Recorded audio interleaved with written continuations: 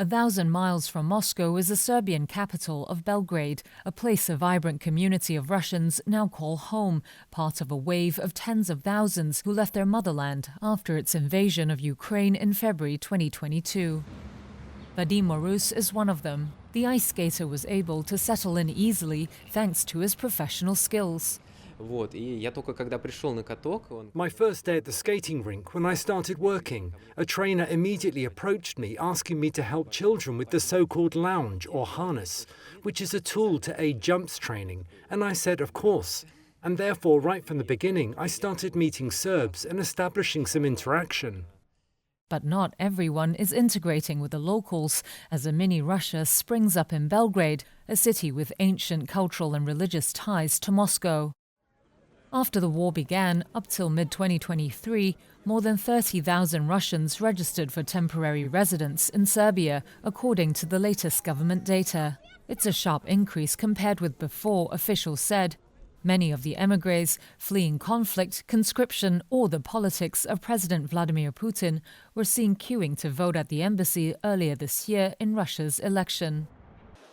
Fewer Russians are moving to Serbia than to countries like Germany, but their presence is acutely felt in Belgrade, a city of under 2 million people. A whole range of Russian-owned businesses have sprung up, and many Russians shop at Russian stores and eat at Russian restaurants.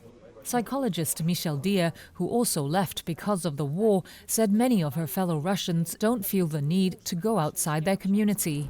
As it appears, all their social needs have been fulfilled. You walk through the centre and you always hear Russian people, 4 or 5 times in an hour of walking. And you can choose a restaurant with Russians, sit in a place with Russians. So many of them immediately organised themselves into a small Russian settlement.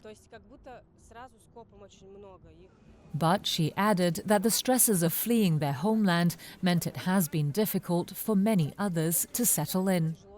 I see Russians that are not even interacting with other Russians, she said. Ties between Serbia and Russia date back centuries and remain cordial today, although Serbia is trying to join the European Union, which condemns Russia's invasion of Ukraine.